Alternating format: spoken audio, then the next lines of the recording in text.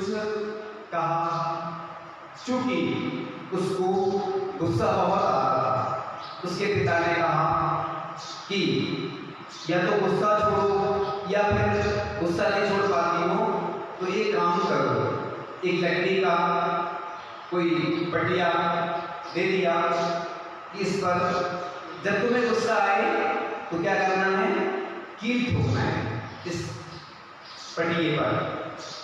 वह जब उसको गुस्सा आता वह कील ठोक दी, और ऐसा कई दिनों तक यही क्रम चलता रहा।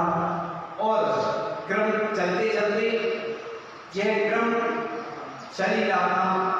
उसको लगा कि मैं गुस्सा बहुत करती हूँ, और गुस्सा करने के बाद कील ठोकना पड़ता। उसने देखा कि मैंने तो बहुत सारी कील ठोक दी, क्योंकि हिसाब किताब लेखा जोखा रखना भी जरूरी होता है।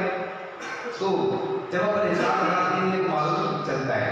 तो उसने फिर देखा कि बहुत सारी कीलें ठुक गई। अब उसने कहा कि बहुत गुस्सा करके अपन इसके लिए अपन कुछ प्रयास करेंगे। अभी उत्तम क्षमा, क्योंकि जैन दर्शन में क्षमावाणी पर्व मनाया जाता है, पूरे विश्व में मनाया जाता है। इस बार भी इस 10 लक्षण पर्व के बाद क्षमावाणी मनाया जाएगा। लेकिन हम क्षमावाणी तो मना लेते हैं, क्या हमने कभी किसी को अंदर से हृदय से क्षमा किया या क्षमा मांगी, तो हमें क्षमा मांगना भी है, क्षमा करना भी है। इसीलिए पर्युषण पर्व उत्तम क्षमा से ही शुरू होता है, क्योंकि जिन जिन व्यक्ति को क्रोध आता है, क्रोध के आवेश में कुछ भी बोल जाते हैं। क्योंकि क्रोध क्या होता है, अंधा होता है। जब क्रोध में व्यक्ति हो जाता है, आंखें लाल हो जाती है, चेहरा भी उसका अलग तरीके से दिखता है। इसलिए कहा गया है कि क्रोध को अगर जीतना है तो किससे जीतना है, क्षमा से जीतना है। इसलिए प्रतिदिन ये पंक्तियां आपको दोहरानी चाहिए, सुबह दोपहर शाम। ये आप लोगों का नैनो प्रतिक्रमण है, यानी जैसे मुनि महाराज 3 बार प्रतिक्रमण करते हैं सब जीवों से, इंद्रिय से लेकर पंचेंद्रिय तक के जीवों से क्षमा मांगते हैं, ऐसे ही आपको भी प्रतिपल प्रति क्षण क्षमा मांगना चाहिए।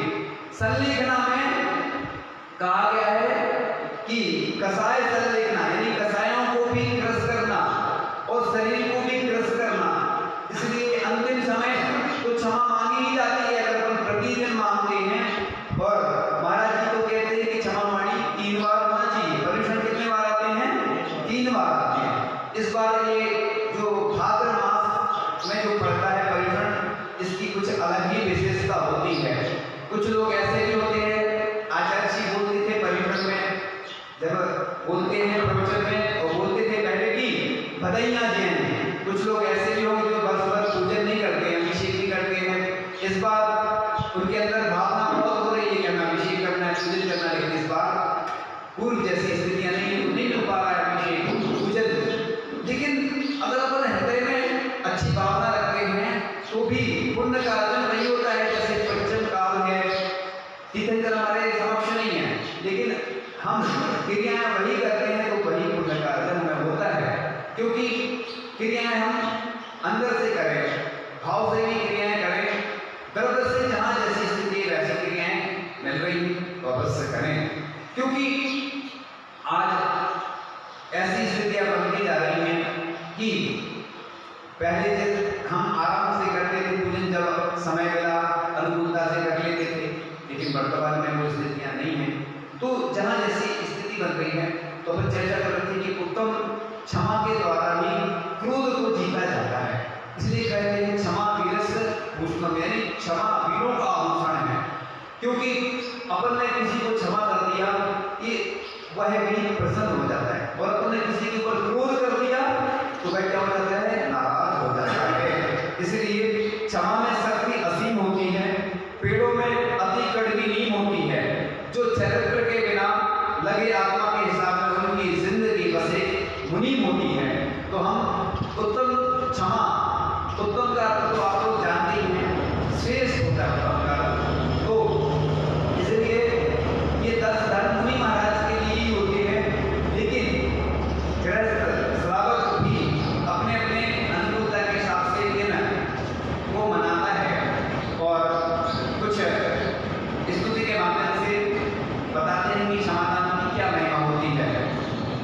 क्षमा दान खुशियों का आंगन, क्षमा दान वरदान है, क्षमा प्रार्थना शांति स्रोत है, आनंद अमृत पान है। उत्तम क्षमा महान, उत्तम क्षमा महान। पाषाणी रेखा सम क्रोधी, क्षमा दान नहीं दे सकती, शैल समान कठोर मान कर क्षमा प्राप्ति नहीं हो सकता। इस विध क्रोध मान निज पर पे, घातक शत्रु महान है, क्षमा प्रार्थना शांति सुख है, आनंद पान है। उत्तम क्षमा महान, उत्तम क्षमा महान। क्रोध सदा प्रतिशोध कराता, द्रोह द्वेष को उपजाता, मान सदा अपमान कराता, ईर्ष्या तनाव दुख लाता, तभी शांति का स्रोत बहाता, क्षमा दान आदान है, क्षमा दान खुशियों का अंग, क्षमा दान वरदान है। उत्तम क्षमा महान, उत्तम क्षमा महान। क्रोध मान माया लोभाधिक, हृदयघात कारण होते, वैर भाव प्रतिशोध आदि से दुर्गति में जाके रोते। तेरा क्रोध तुझे दुखदाई और तेरा अभिमान है, क्षमा प्रार्थना शांति शोध है, आनंद मान है। उत्तम क्षमा महान, उत्तम क्षमा महान। ना जाने कितने जीवों के हमने प्राण दुखाए हैं, हम कितने लोगों को क्या बोलते रहते कई बार क्रोध के आवेश में, तो उसको कितना दुख होता है।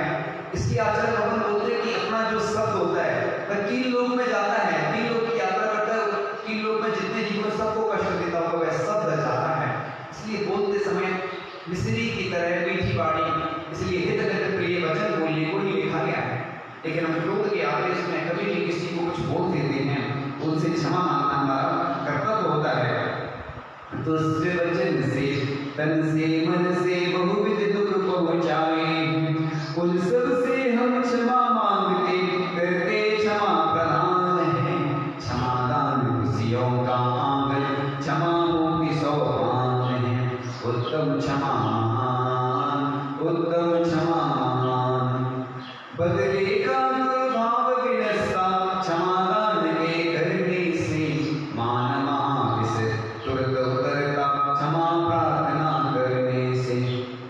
सहज स्वास्थ्य को देने वाली, क्षमा रसायन नाम है, क्षमा प्रार्थना शांति शोध है, आनंद मान है। उत्तम क्षमा महान, उत्तम क्षमा महान। क्षमा दान के जल से मन का पाप में धुल जाता है, क्षमा मांगने से मानव का कठिन मान गल जाता है। स्वस्थ समुन्नत जीवन बनता, क्षमा पर्वत गल सुख खान है, क्षमा दान खुशियों का आंगन, क्षमा दान वरदान है। उत्तम क्षमा महान, उत्तम क्षमा महान। कठोर दिल से अब तक जिसने जितने दुखी किए प्राणी, उनके घाव मिटाने आई, सुख में दवा क्षमा वाणी। तो इस प्रकार से यह जो उत्तम क्षमा के बारे में बताया है, ये आज का विशेष पर्व है। और उत्तम क्षमा सिर्फ आज ही नहीं है, 365 दिन उत्तम क्षमा को धारण करना है। इस प्रकार से मुनि महाराज इस धर्म को अपने अंदर धारण करते हैं, सब जीवों को क्षमा कर देते हैं।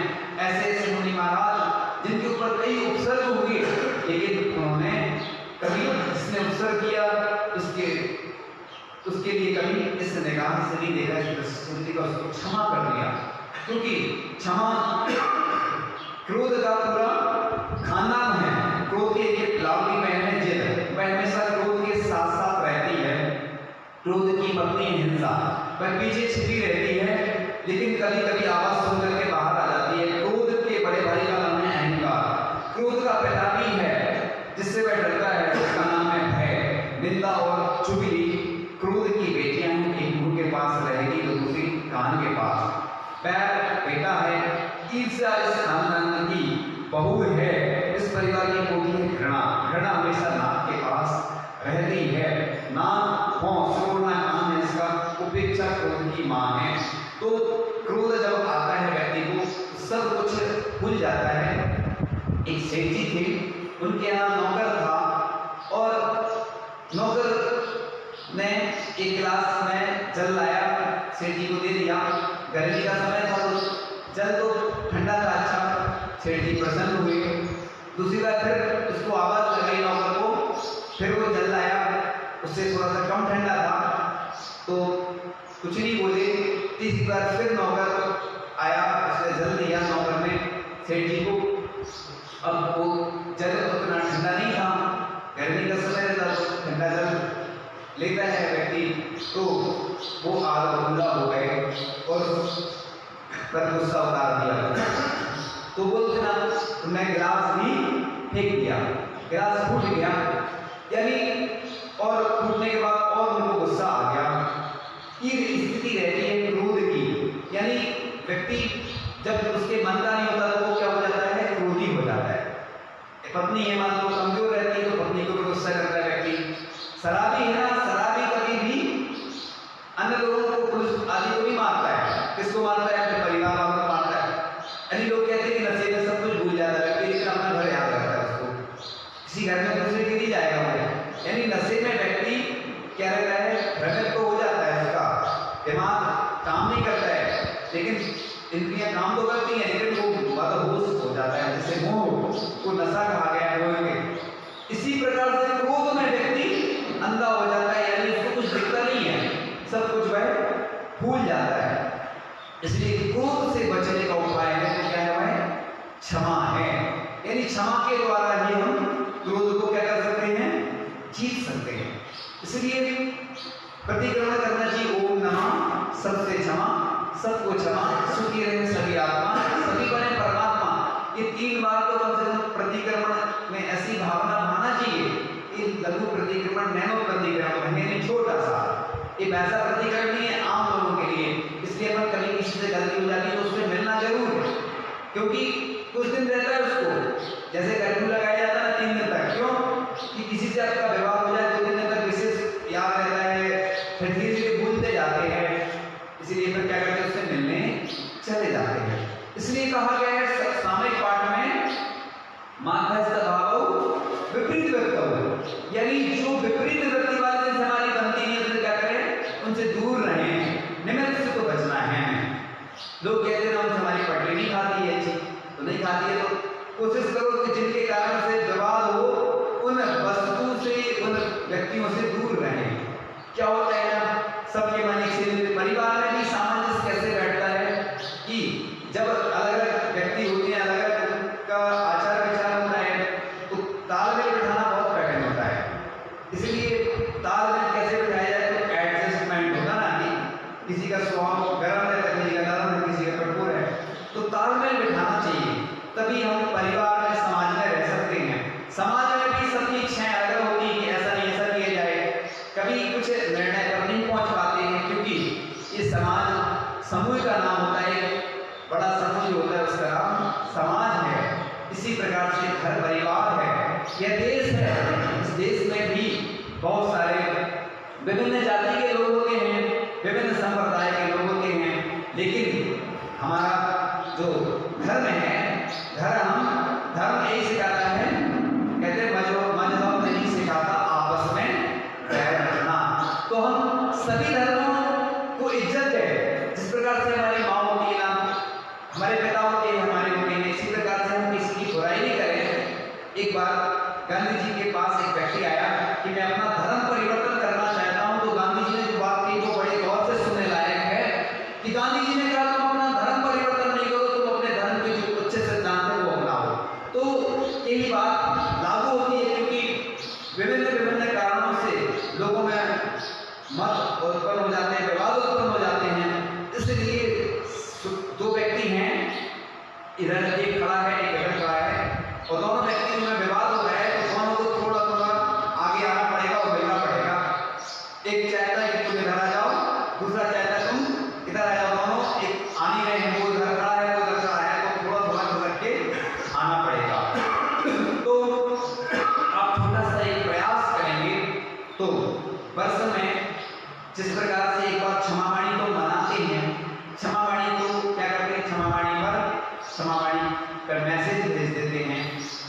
या फोन पर चर्चा कर लेते हैं, इससे क्षमावाणी नहीं होती है। और हम क्या करते हैं, क्षमा किससे मांगते हैं? जिनसे हमारे अच्छे संबंध रहते हैं, जिससे हमारी कभी कटुता रही है, उनसे हम क्षमा कभी नहीं मांगते। आपने देखा होगा कि संलेखना में अंतिम समय हम लोग ये बोलते सबसे क्षमा मांग लो, क्योंकि अंत समय अंत वाला तो सब वाला। हो सकता है व्यक्ति ने जिंदगी भर कुछ कसाएं की होंगी, अन्य लोगों से कुछ विवाद किए होंगे, अन्य लोगों को विकल्प रहता है। कहते ना, किसी के पैर में कांटा लगा हो तो बहुत तकलीफ देता है, जूते में लगा हो तो और कम तकलीफ देता है, लेकिन मन में लगा हो तो सबसे ज्यादा तकलीफ देता है। इसलिए कहा है तत्वाद सूत्र में, निसल्यो व्रती, क्या कहा है? यानी व्रती को सल से रहना चाहिए। इसलिए निसल्यो व्रती यानी कभी किसी से कुछ भी हो जाए, उससे मिलने जरूर जाना चाहिए, उससे क्षमा मांगना चाहिए। इसलिए वर्ष में एक बार क्षमा मांगने से कुछ नहीं होने वाला है, जब तक अंदर से हम उस व्यक्ति को क्षमा नहीं करेंगे और वो व्यक्ति भी हमें क्षमा नहीं करेगा। कई लोग बोलते हैं महाराज जी में क्रोध बताता है, क्रोध को जीतने का उपाय बताओ। तो इसके पहले पूर्व में एक बार प्रवचन हुआ तो उसमें हमने सब बताया था कि कितने सारे रोग होते हैं क्रोध करने से। कैंसर जैसे रोग होते हैं खतरनाक, क्योंकि व्यक्ति जब क्रोध में होता है तो शरीर का संतुलन बिगड़ जाता है। और कहते हैं 1200 जो कण होते हैं ना व्यक्ति के अंदर होते हैं ना, काले हो जाते हैं। एक होता है डब्ल्यू वाइट रेड सेल्स होते हैं, और एक ब्लड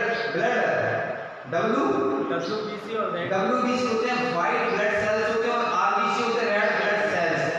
यानी जो लाल रक्त कणिकाएं होती हैं और श्वेत रक्त कणिकाएं। जैसे आपने देखा होगा तीर्थंकरों का जो खून होता है वो कहता है सफेद होता है, उनकी विशुद्धि नहीं होती, क्योंकि वह शुक्ल ध्यान सुविलिस्या में लीन रहते हैं। और हमारा रंग जब लाल होता है, ऐसे ही वो हमारे जो लाल जो रंग होता है ना, वो काले हो जाते हैं, हमारे कण जो होते हैं। इसलिए जो